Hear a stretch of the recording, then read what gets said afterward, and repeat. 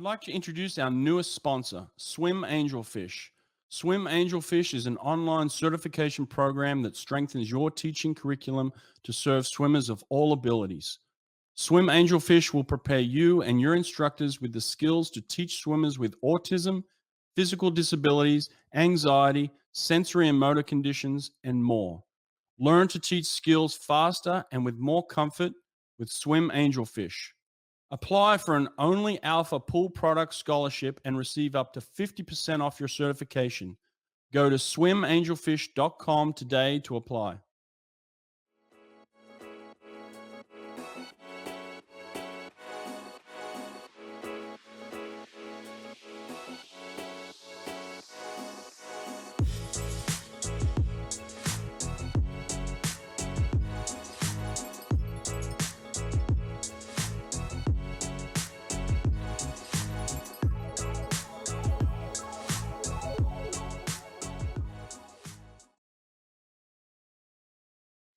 Looking to host your first swim meet or replacing an old timing system?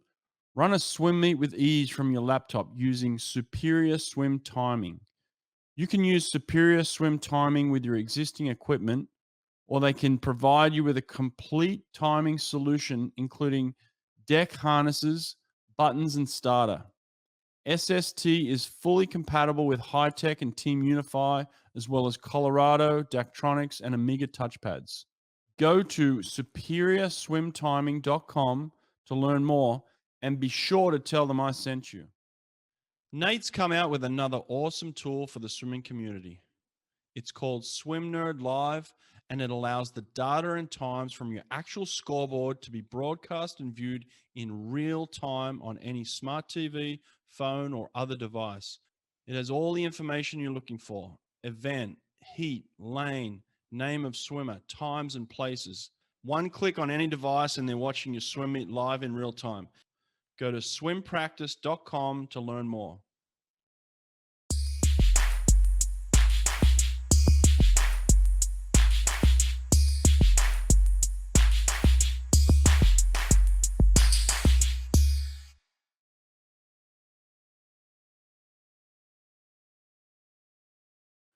Okay, Tatjana Schoenmaker, thank you for being on episode 200 of Inside with Brett Hawke. How are you? I'm good, thanks, and yourself. I'm doing great. Listen, I appreciate you taking the time to do this. I know that you've been extremely busy since the Olympics. So tell me about what's been going on in your life since winning a gold at the Olympics. It has been a little crazy. I think everyone wants to know a bit about the story and everything. Um, but yeah, I think I have an amazing team that's able to just control it better for me and make it more copeable, if that makes sense. Yeah. So yeah, at the moment, I just love the support that I have been gotten since I gotten back. I think it's almost weird to think like 2 months ago or 3 months ago, I was walking or driving in the streets and no one had an idea who I was.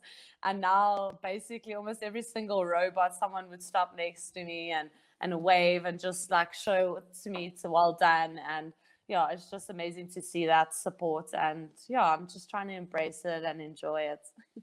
It's crazy. It's wild. Yeah. I saw a video of you, I think after one of your medals, I'm not sure which one, but you're walking back into the village and just the impact Yeah. that it had on the South African team. I could see the shock in your face. I mean, you were just overwhelmed with the support, even just from your teammates, right? Yeah, that's why I love going. I think because swimming is an individual sport, that's where we come together as a team as well. And you get selected as Team South Africa. And for Team South Africa, something like that is also very big. So, and we have such great team spirit. So it's always so nice to get back. And I could hear them singing from the buses. And I just knew, no, this is going to be so embarrassing. But yeah, it was just such a special moment, and it was also, I think, for the South Africans at home, because they were able to video this and send it over, and I think people were just inspired, and hopefully it just gave someone a bit of hope. Yeah. Well, it's the first, what is it? First gold medal since Penny Heyns on the women's side. Is that correct? Yeah, I think so. Wow. And I'm I sure think you so. were probably inspired by someone like her growing up. Is that right? Yeah, we're very fortunate to have someone like her in South Africa, and she was also always involved in swimming. Hmm. As we all know, she's also part of like FINA, so mostly at those big competitions, she's also there and comes and just shows her support and stuff. So it's amazing that she's able to still be there and like kind of give back to us, which makes it more special and just share her knowledge to us as well. Well, everybody talks about the gold, but you also won silver. I mean, do you feel bad about the silver that everybody just talks about the gold? No, I think it is a bit, it's just put there on the side. When you show the medal, you always just bring the gold. Yeah. So yeah, it's still, for me, it was an amazing memory and amazing Hmm. achievement. I didn't Sure. go in there to like win any medals. I just, yeah. So for me to be able to walk out there with two was already insane. Yeah, I want to get to that in a second, but I do want to just touch on your coach, Rocco Meiring. I had Rocco on the show a little while back, a couple of weeks ago, and I mean, he just seems like an incredible coach. I mean, who's just put in years of dedication and very passionate, but very much an athlete's coach. You know, like he's Yeah. there for the athletes. Talk to me about Rocco just for a minute. Yeah, so I've been since I joined Tux. I joined in 2012, so I've been in the Tux for about 10 years. Unfortunately, not all of my 10 years I was with Rocco. He did leave the swimming for a bit, like in the middle there, and that was the only time I wasn't with him. So most of my swimming career have been with Rocco, and yeah, I just love the way he there's no you would there's no favoritism with him. I think that's what I like about it, is that he gives attention to every single person, and he knows all of his athletes personally, in a sense that he knows what's best for you and he knows what's best for someone else. And I think just that that's like the I don't know, the focusing on the attention of small things Mm, like that, I think means a lot to me. And for me, I really don't want him to be over my shoulder 24/7. So it's so nice that he's able to engage with every athlete that he has on the team, and it's not like we're only a group of 10. I yeah, think we're a group of 100. So yeah. um, and everyone just feels as special as I do when we're with him. So I'm so lucky to have a coach that's able to make everyone in the group feel special and not pull someone aside more than someone else. Yeah, I got that feeling from talking to him, and yeah, coaching 100 athletes. I'm like, how do you do that? You're insane. It's just nuts. But li- listen, sitting back watching the Olympics, and this is just from an outsider looking in. You know, like I don't know everybody, and I haven't got a feel for who's going to win this and who's going to win that. But the Olympics even seemed like a little bit of a shock to you. But like to me, it kind of felt like you came from nowhere. Now, when I look at your resume, I mean, obviously you didn't come from nowhere. I mean, you had success in 18, you had a lot of success in 19 at different meets.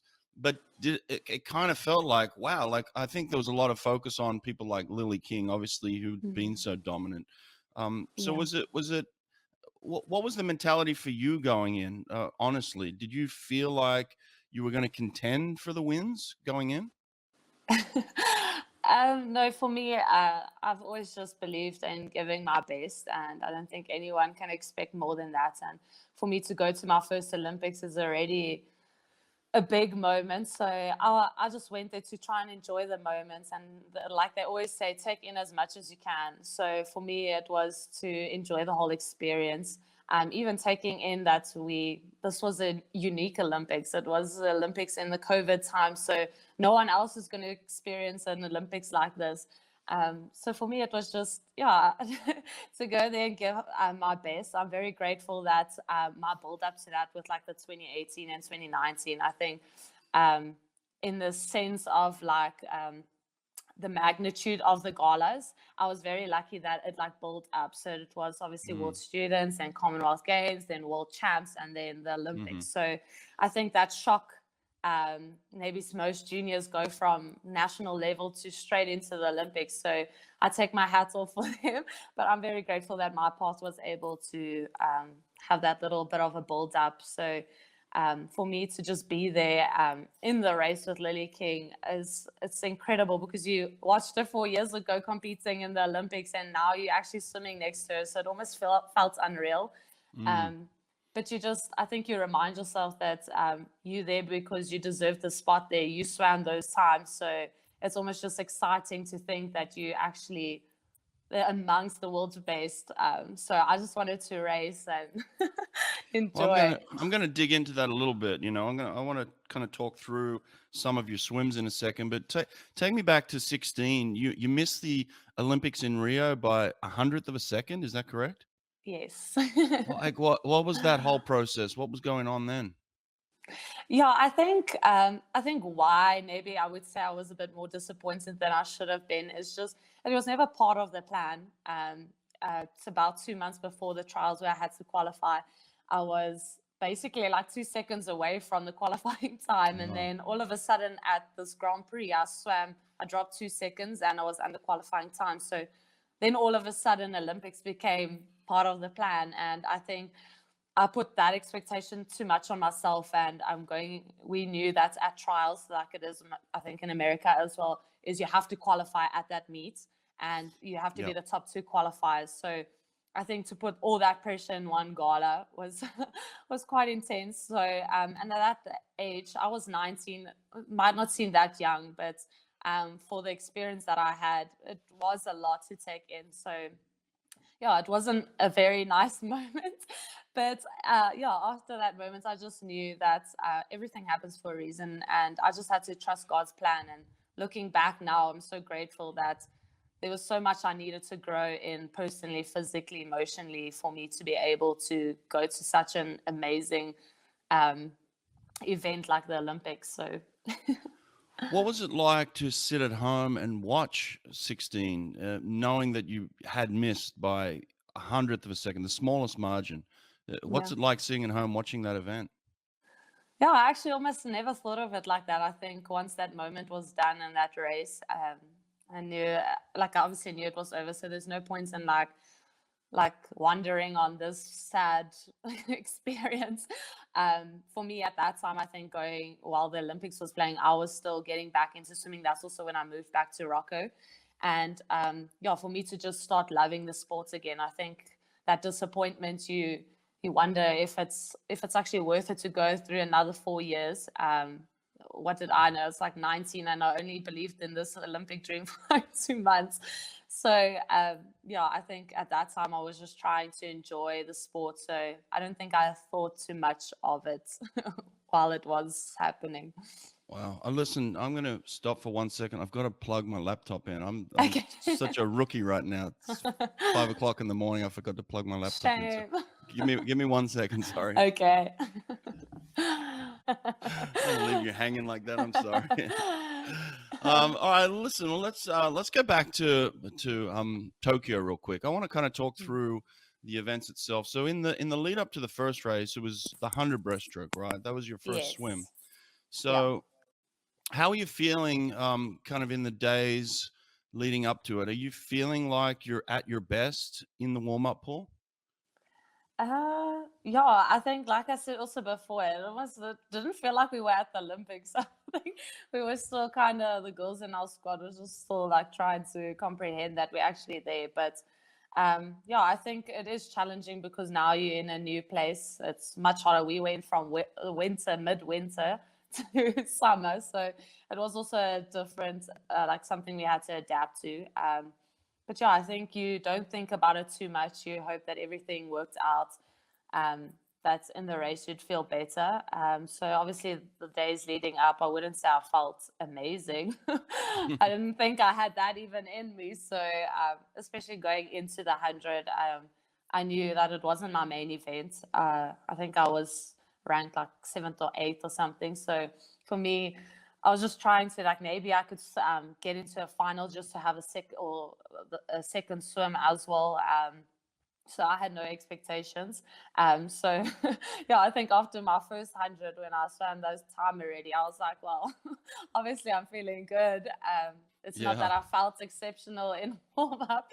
So I really didn't expect that, especially not coming from the 100, because I knew obviously my main focus was the 200. I've always wanted to do well in the 100 and 200, but it is very different. And you can also see it with the swimmers that are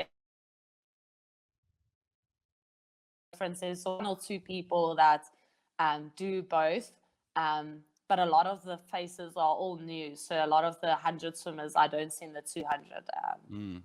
You know. So why do you think you had success? I mean, you came out and went 104.8, which is incredibly fast. I mean, you had crazy speed going out. You could obviously close the race. You looked incredible. I think everybody was like, "Oh, what?" I mean, that's the kind of impact you want to have at the Olympics. You want to take people's breath away on the first swim, and I think everybody was just like, like, "What the hell?" So, I where took where my did own breath away. really?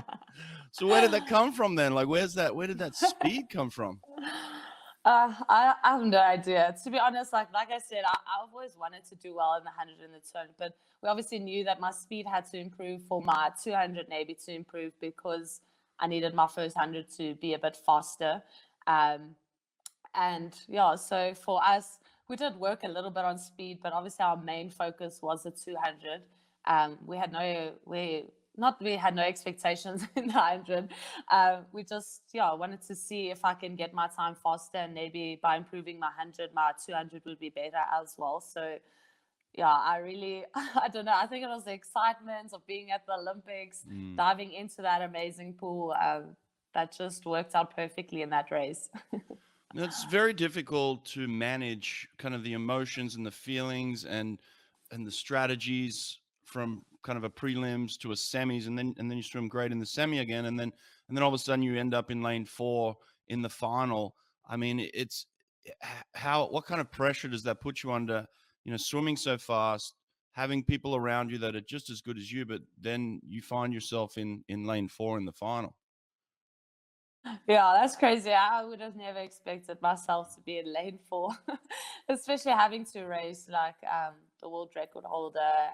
And yeah, but I think for me, we were very fortunate that most of the times in like if we had to swim in South Africa, most of the time in the heats in the mornings, I would try and go out hard and see if I could get to my PB in the morning already, to not have that pressure in the final, and then just improve on it on the final. So it was obviously a challenge having the heat or the semis and the finals in the morning, because now it's completely different and it's something you're not used to. So I was very lucky that I was used to going out hard in the morning. So and then I think obviously maybe the nights, that's why I swam the 104, is because it maybe felt like a final.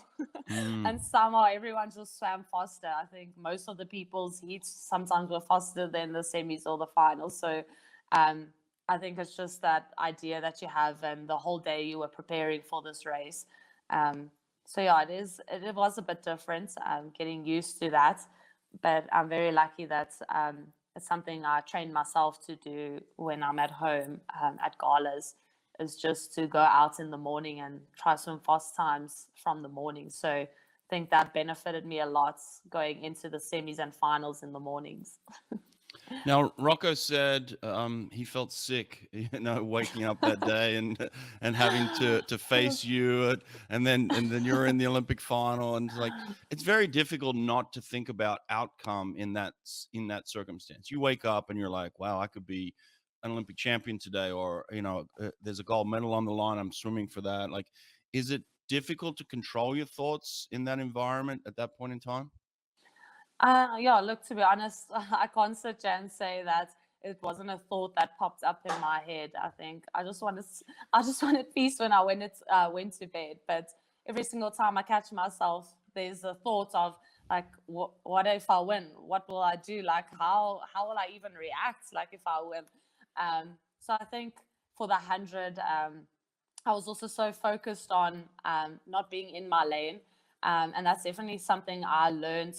So there were so much things you actually even learn during a competition, and that is definitely something I learned in that race. I know you're supposed to focus on your own race, but every swimmer can say there is some times where you peak to the other side. And I know in the 100, I was obviously knowing Lily King was so strong, and that's like her main event. I think I was so focused on where she was in the race and that I would stay ahead of her. I think that last 15 meters, when I actually looked to my other side, Jacoby was ahead. So in that moment, I just almost basically was like laughing a little and thinking, wow, like I was so focused on like trying to get ahead of Lily in that moment that I wasn't really focusing maybe more on my own race. And I ended up almost swimming like her race. And I think that was just for me such a great like learning curve as well. Not that I never knew that, I knew that, but it's, you just make small little mistakes like that. And I knew going into the 200 that I can't control the outcome. And I've always had this thing where I say, let go and let God. And that's basically what I had to do in the 200, and not try and control the outcomes, because I created this expectation of now I'm in lane 4 and now I could win a medal, where that was never on the table. So it was definitely something I had to learn. And for me to still walk out with the silver is incredible. I never thought I would walk out there with a 100-meter medal. So no, I'm very happy, and it was such a good race. I think it was amazing for Jacoby to come through. I think maybe, I don't know about Lily, but I would say I was focused a lot on her, and the Jacoby, she just surprised us, and such an amazing, Yeah. such an amazing race.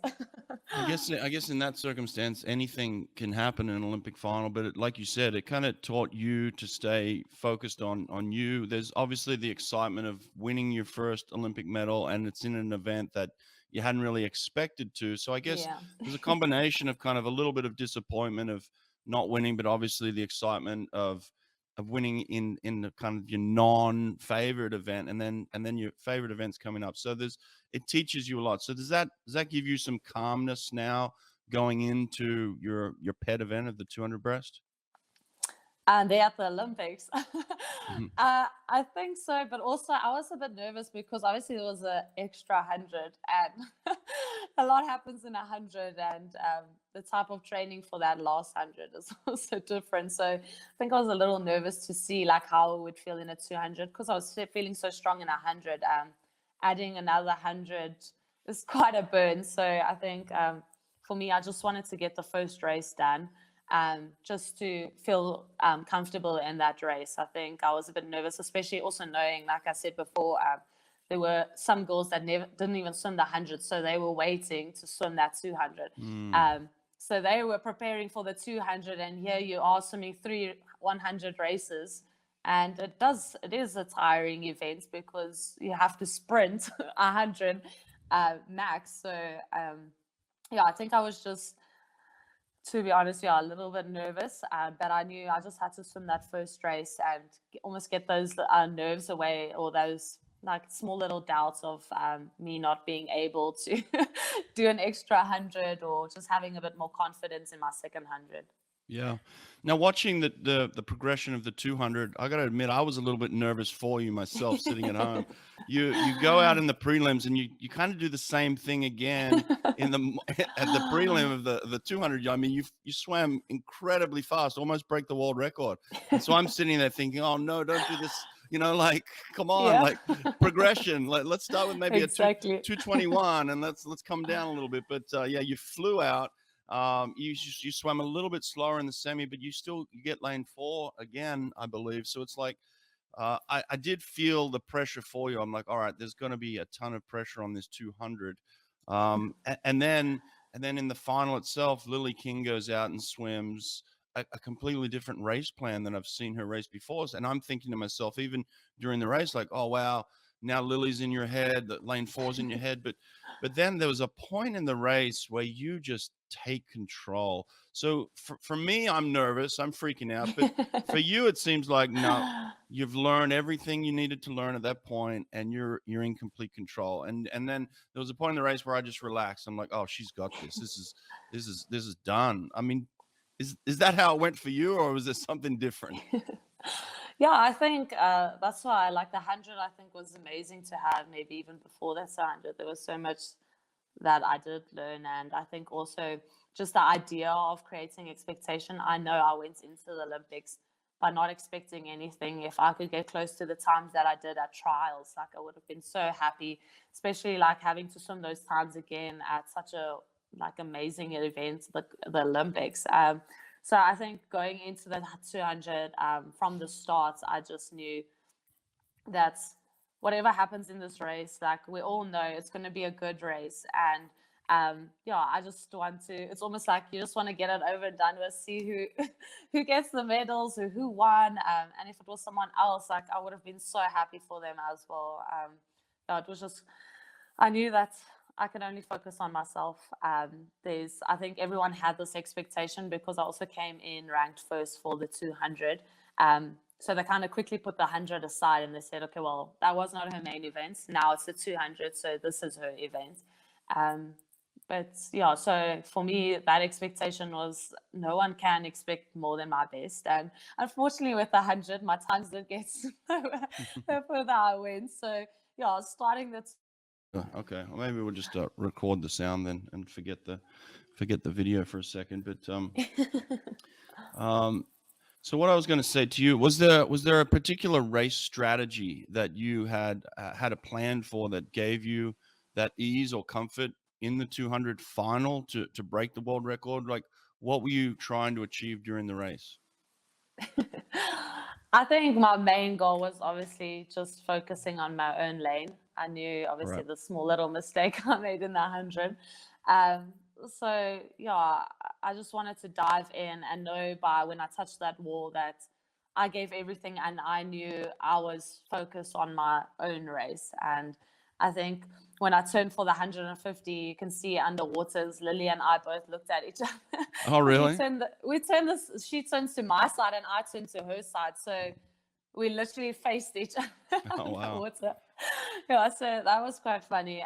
But I think when I saw her, I was obviously, because I've seen her race before, and normally by the 150, she obviously went on much stronger. So when I saw her, I thought, okay, well, maybe our times aren't as fast, or she's swimming an amazing PB. So I had no idea at that moment, but that was like the thoughts I had like in that turn. But then I was like, well, this is up to the last 50, and it's literally, it couldn't be a more like amazing race to see who had the best last 50 technically. And yeah, so then I knew like you just think about like maybe like starting to see if you getting a lead. And I think at that moment I decided, like, then I realized, no, I learned my lesson. Focus on my own race and the outcome will be just the way God planned it. So yeah, I touched the wall. I think as I came in to touch the wall, I looked under my armpit, and then that's when I knew I touched first without having to look at the board. But yeah, then I think I turned to the board, and obviously my first reaction was very boring.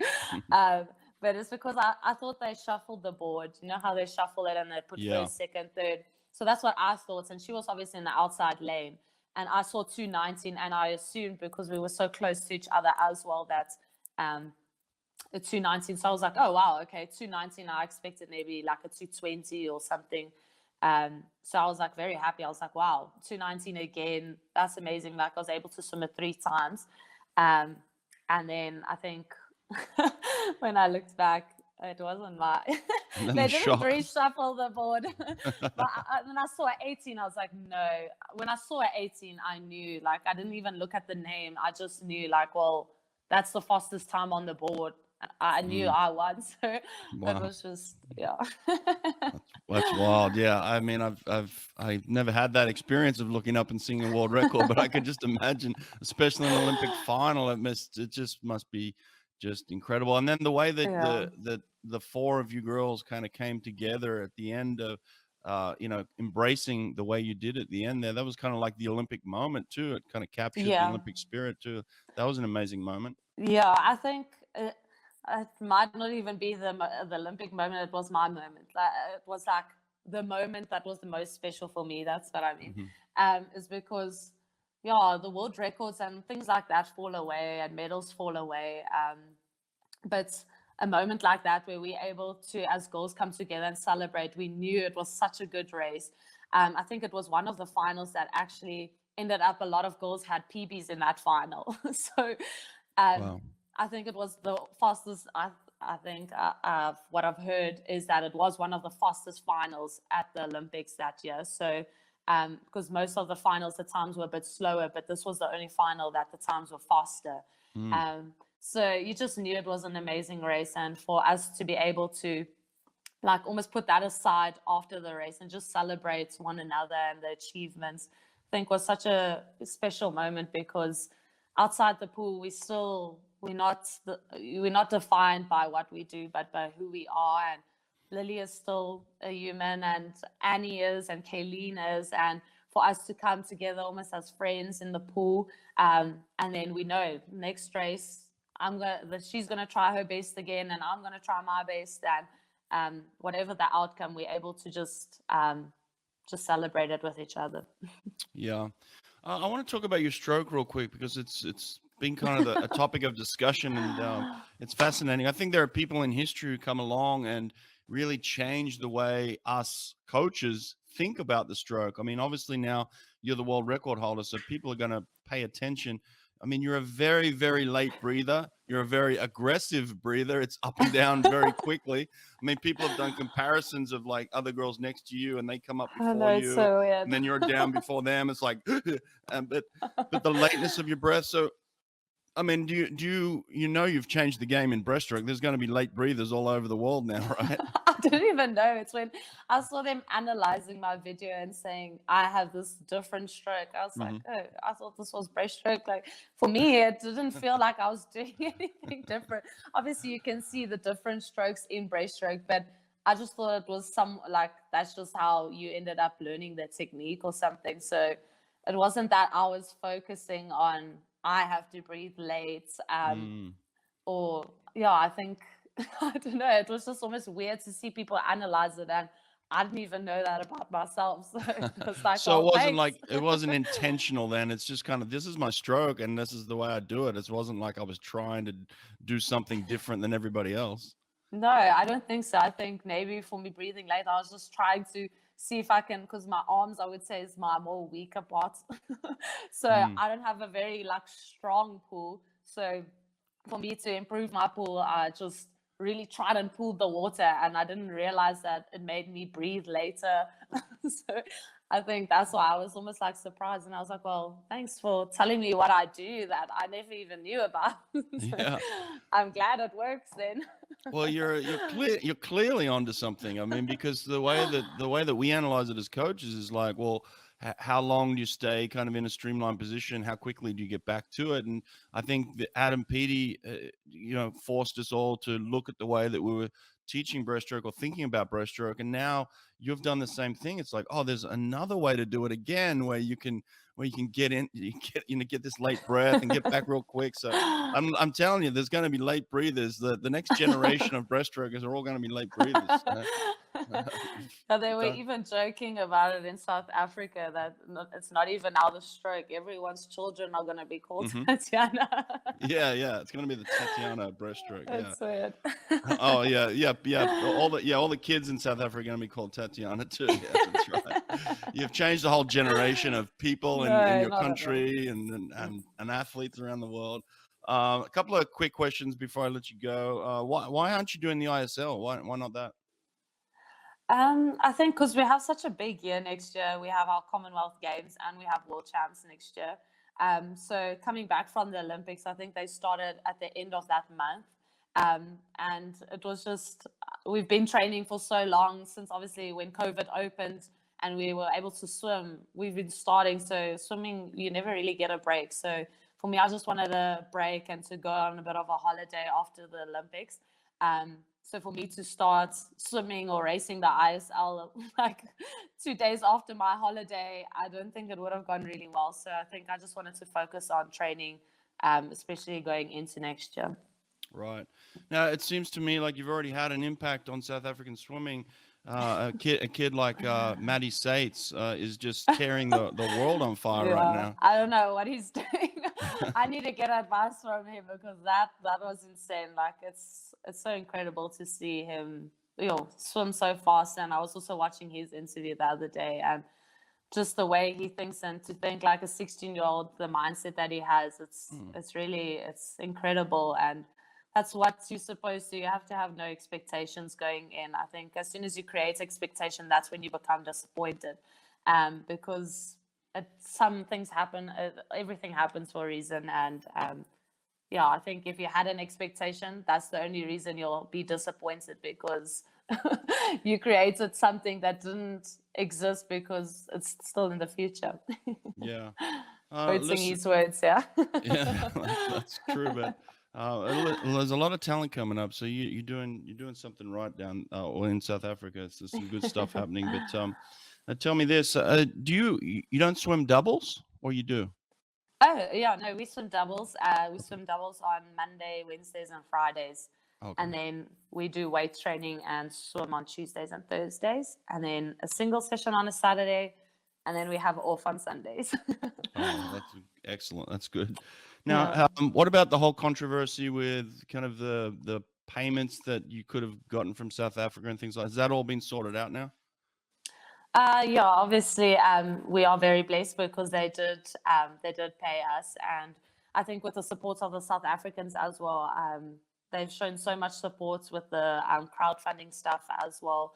Right. So yeah, I've honestly, it's really been crazy. Or you can almost not comprehend the amount of support, and it's so amazing to see our country come together like that. So yeah. Awesome. That's good. It's good to know. So, has this kind of inspired you now? Are you feeling like Paris is something you're definitely looking at doing, or you still haven't made your mind up?